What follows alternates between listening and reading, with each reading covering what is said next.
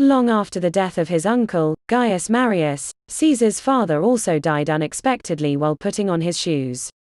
With Sulla engaged in the war against Mithridates, and Caesar's father-in-law, Cinna, in firm control of the city, Caesar became pater familias of his family at the tender age of 15. This made him responsible for the safety and well-being of his mother, Aurelia, and his new bride, Sunilla.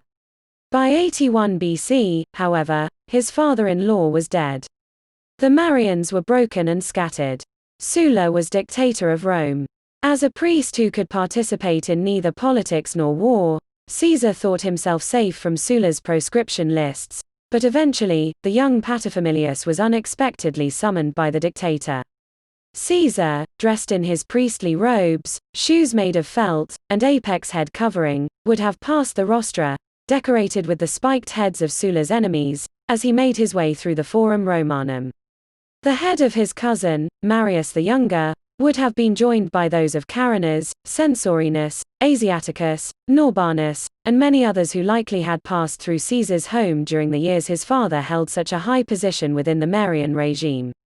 But now, with the Marian party broken, it was Caesar's responsibility to try and navigate his family safely into Sulla's coming future. Finally arriving, Sulla's plan for the priestly young man with the impeccably aristocratic name became all too clear. As he had done for Pompeius, Sulla now offered Caesar a marriage alliance. All Caesar had to do to ensure his name never appeared on one of Sulla's proscription lists, was to divorce his Marian bride, Sunilla.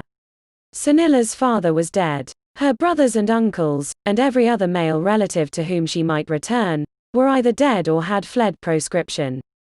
Sunilla's female relatives were among the homeless, learning the harsh realities of what it meant to carve out an existence within the mean streets of Rome. All Caesar had to do was to throw Sunilla out into those same streets, and close his door to her. Caesar refused to accommodate Sulla's offer. Although historians still debate Caesar's decision to outright defy the ruthless dictator, it should be noted that Caesar actually had both legal and religious law on his side. Because he had shared a spelt cake in the presence of Jupiter and 10 witnesses, Caesar's marriage to Sunilla was legally deemed a conferatio marriage. Divorce was not an option, ever. Additionally, as Jupiter's personal high priest, the Flamen Dialis, of all people, was the last person who should break this law. Though he could have done so with impunity, Sulla did not order Caesar's immediate death. His entire dictatorship was predicated on the solidification of legal tradition, and Caesar was obeying traditional Roman law. While Sulla may have hesitated over such an offense to Rome's father god, he did add Caesar's name to his next list of proscriptions. But Caesar, knowing what to expect, was long gone from Rome before that list was ever posted in the Forum Romanum. Fleeing into the Italian countryside, Caesar spent several months doing his utmost to keep ahead of anyone willing to turn him over to Sulla's agents. This constant running, and life on the lam, became even more difficult when the young man contracted malaria. Between bouts of delirious fever, chills, and severe dehydration, Caesar still managed to keep on the move, never staying in one place more than a day or so. Unfortunately, Caesar's luck eventually ran out, and he was discovered by an agent of Sulla's. As a bribe, Caesar offered the man the total sum of 2 talents, which would equal approximately $33,000 today. This was the amount the agent would have received for Caesar's capture. The agent took the bribe and disappeared, but Caesar knew he would return the moment that money was tucked away. With all his funds now gone, Caesar could ill afford another encounter with one of Sulla's henchmen. Packing what little remained to him, Caesar left immediately. In Rome, Caesar's mother, Aurelia Cotta, gathered the members of her family. Her half-brothers and several of her cousins were staunch supporters of Sulla. Aurelia also enlisted the help of Sulla's wife, Dalmatica, who used her considerable influence to bring in the chief Vestal Virgin, along with her 5 subordinate Vestals. Adding priests of some of the other lesser Flaminates, the entire assemblage approached Sulla to beg for Caesar's pardon. Although Sulla finally agreed to pardon Caesar, he is claimed to have warned them all that in the young Caesar, Sulla saw many a Marius. For refusing to divorce his wife on Sulla's orders, the dictator did exact his penalty.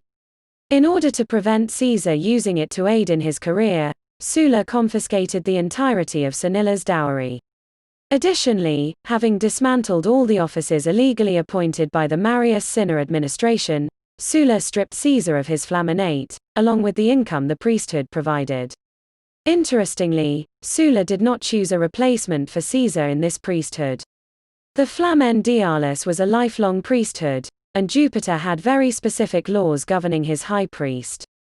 While Sulla certainly questioned the authenticity of Caesar's illegal appointment by the Marian regime, he simultaneously seemed unwilling to choose Caesar's successor. It's possible Sulla thought Jupiter had been tested enough. With Rome in utter chaos, and mass deaths on both sides of the civil war some evidence of the gods' displeasure, Sulla may have decided it was time to leave well enough alone. Although Sulla fined Caesar heavily enough to leave him financially ruined, the office of Flamen Dialis would remain vacant for the rest of Caesar's life. At last, completely free from the restrictive priesthood to which he had been saddled, Caesar turned his gaze towards a future fraught with personal danger. Despite being pardoned, Sulla's conservative Rome, still recovering from the atrocities committed by Gaius Marius and his son, would not quickly forgive, nor forget, exactly whose nephew Caesar was. Once again, Caesar decided to leave Rome.